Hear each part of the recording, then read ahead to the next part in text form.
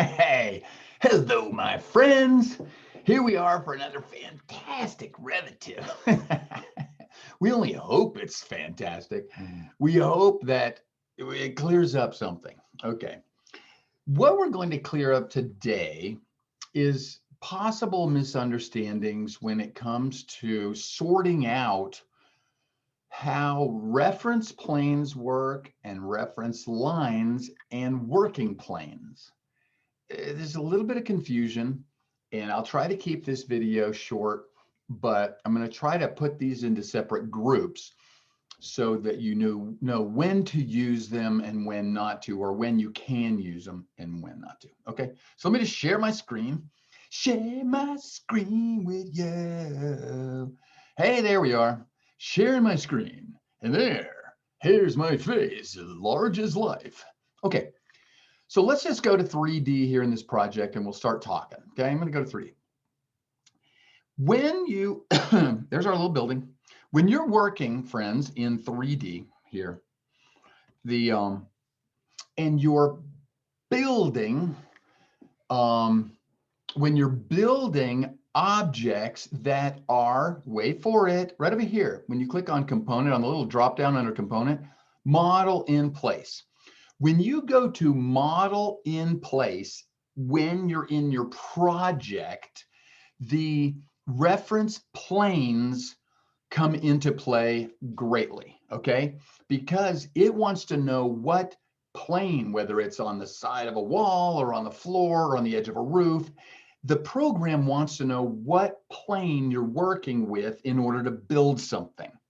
And I'll build one quick thing just to show you what I'm talking about. Let's just say I want to put a meter, like a power meter on the side of this building, okay? If I just started working, like click component, model in place. Now, let me just clarify one quick thing. Don't model in place unless it's an object that cannot be created without having context, okay? My example of putting an electrical box on the side of this building is not a good example of using model in place. I understand that right now. I'm going to tell you up front, because I should go open and make a new family, a separate family of the electrical box or the power meter, whatever, and then load that in, because I could load it into this project. I can load it into other projects. The reason you use model in place is for objects that need to be created because context is so important. Like if there is a curve in your project that you have to respond to that you can't see if you're over making a family, a separate family. You need to be in context in order to do it, okay? So this is a bad example, I understand, but let's just say this is such a context that I need a electrical box on the side of that wall. Okay, this is for example purposes only. So here we go. Model in place, I click on, and it wants to know what category this stuff is. Okay, today's category for an electrical box. Whoo, look at this. I can put it under electrical equipment, or yeah, why not? Or I can put it under generic models, whatever, who cares? Maybe it's electrical equipment. That's just, you just pick the category. And then you got to give the thing a name. And I'm going to call it, what did I say it was? Okay, meter, electrical meter box, whatever. Gosh, okay.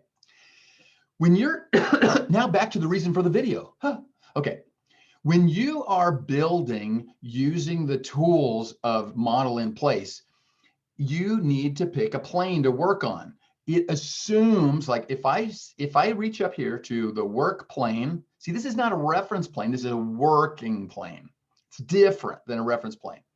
I can hit show my reference plane. And when I hit show, it puts a big blue grid in there. And if you pick it, you can change the spacing. These are 4-foot squares, like it matters. Like I could go 12 foot, okay? And you'll get 12-foot squares. That's, I don't see, in my humble opinion, how that matters very much. But you see that it's on the first floor. It assumes the first floor. And if I wanted to change that, um, that plane to a different level somewhere, okay, I'm going to go back to the Create tab. And let's say I want to work on the second floor. I could say, click the button Set, okay? And I could, what's it doing behind my picture? Let me get it out from behind there. Okay, there we go. I can set my working plane where I'm building things to any of the levels that are in here or the reference planes. See that? I can work on reference planes. I can set my working plane to a reference plane or to a level, okay? Or to work in context, I can pick a plane, okay, right there. And I can say, okay, and I hover around until I'm on the surface that I want to work on. And when I click, it switches. Take a look. It has switched this blue working plane, and I'll just pull these little handles out to show you. We're working on the side of this building, okay? And then I could go create an extrusion of a rectangle, whatever. This is a big, world's largest look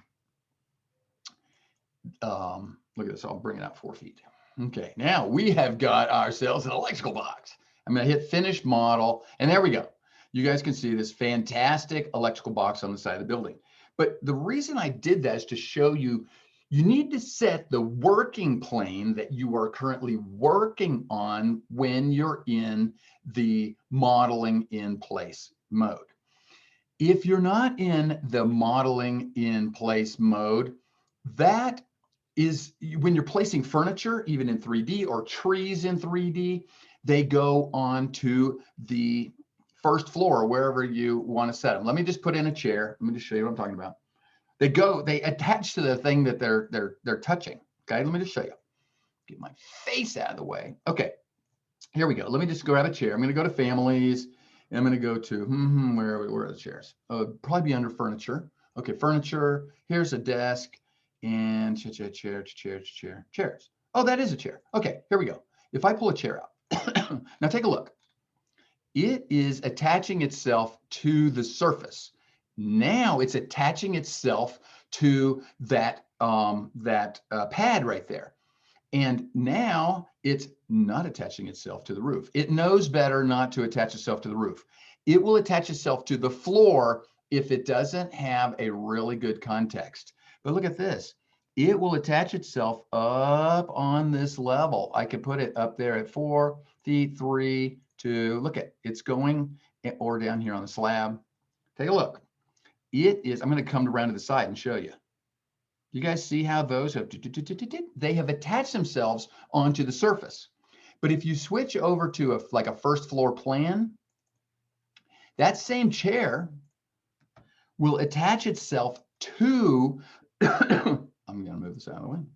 It will attach itself to this slab that's here. Click, click. Those are attached to the slab. And if I click out here outside the building, it's attaching itself to the level. It already, everything, when you put in cabinets, when you put in furniture, when you put in generic objects, when you put in things, they attach themselves to the working plane, which is the level that you're working on at the time, okay? That's just how it works. That's why you can't really place these kind of objects when you're in an elevation view. It says, because it's not going to pick, it can't pick a level when you're in there. So anyways, let me pick that one chair, and I can, I'm going to glance over here. I'm just going to look at this. I pick the chair, and it says its host is the floor, the 6-inch concrete floor. This one out here, it is hosted by the first floor level. This one, you guys remember, it's hosted by the pad outside. And these way over here, if I click on one, they're hosted by the surface. So objects attach themselves to working planes automatically. But now let's go back to a reference level, okay? If I want to, let me just put, well, you can see, let me just put in a plane, a vertical plane. I'm just going to put one in. I'm going to go, I'm going to say File, And over here, no, architecture tab, I'm going to click on reference plane. And from plan view, reference planes are infinite distance planes, okay? They reach on forever, but it's a plane. It's a planar object, okay?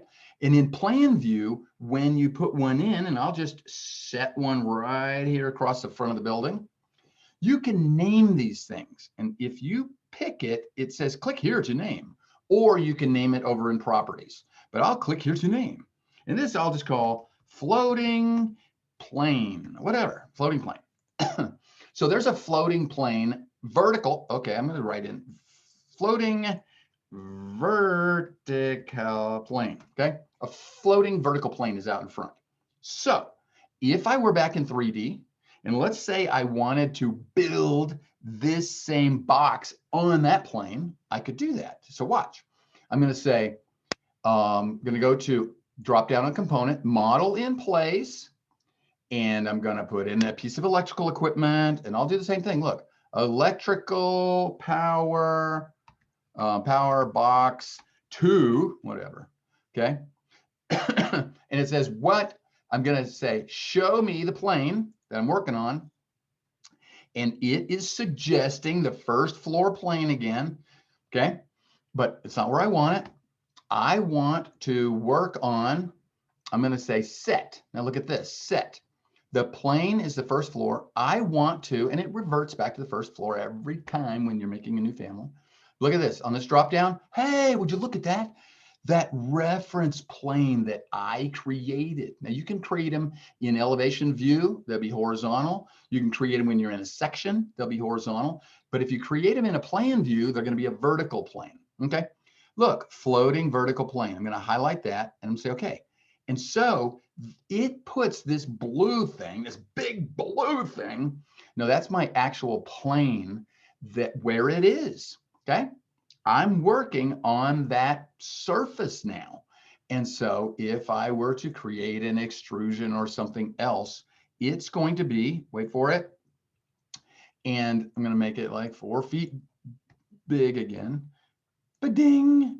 There it is, gigantic. And now I'm going to finish. Ta-da. Now that is ridiculously large. So I can actually grab the shape handles and maneuver it, but it's still attached.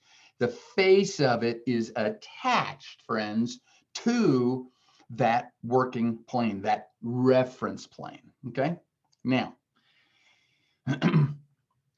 this is all about working inside your project, but things are a little bit different when we switch over and start working in a family. Let's say I actually wanted to make a box like this in a family. So what I'm going to do, I'm going to say File, New, Family. Okay. And I'm just going to come down here. These are all the templates. I'm going to come down to a generic model and I'm going to say face-based, just for fun, a face-based model. And what it's doing, it gives me a face to work on. This is a simulation. This could be the surface of a roof, the surface of a wall, the surface of another object, the surface of anything, okay? And this is representative. This won't come in with the family when I load the family. This is just a surface to work on. So if I say, okay, I'm going to build an extrusion and I'm like, wait a minute. What if I want to set my work plane or show my work plane? Let me just hit show for a second. It's gridded right over the top of us. Okay. Uncheck it. Set the work plane. It says reference level, which is in this particular template, the surface of this wall. Okay. So let's just say I leave it there and I'm going to put an extrusion. Look at this. Just put a little extrusion out. Okay. And I'm going to extrude it. Move my face.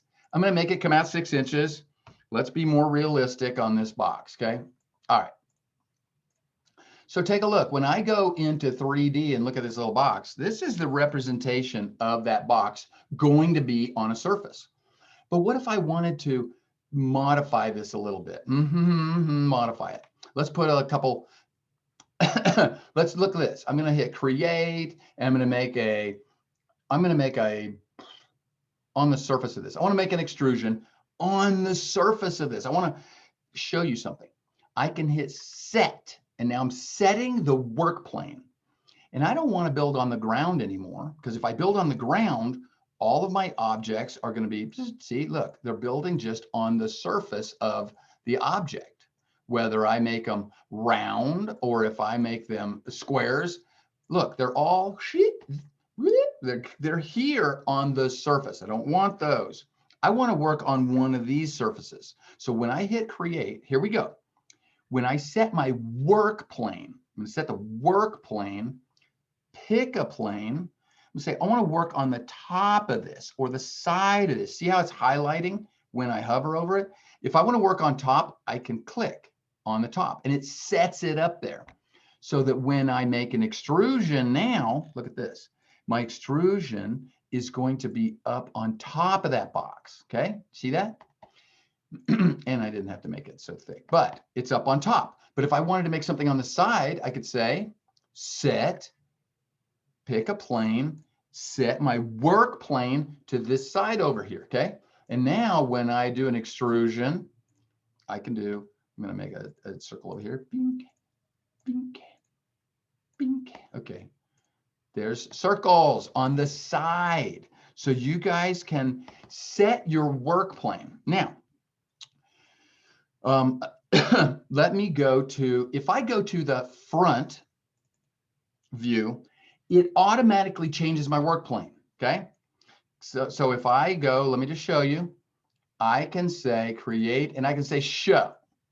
And it has flipped it in this view. So this is the heads up that the person that asked me this question.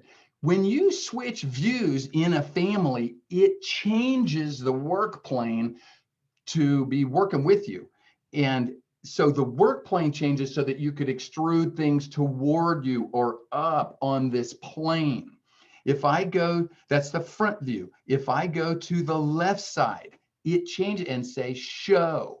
It sets the working plane perpendicular to me so that I can work better. So when switching views, if I go to the ref level, it switches the current work plane, show it to the view I'm in, perpendicular to my view. So that even if you set a work, I set a work plane a second ago to the side of this thing.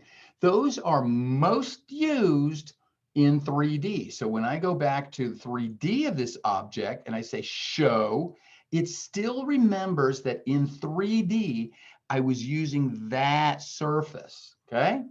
So I'm just telling you, we could put a reference plane in here also.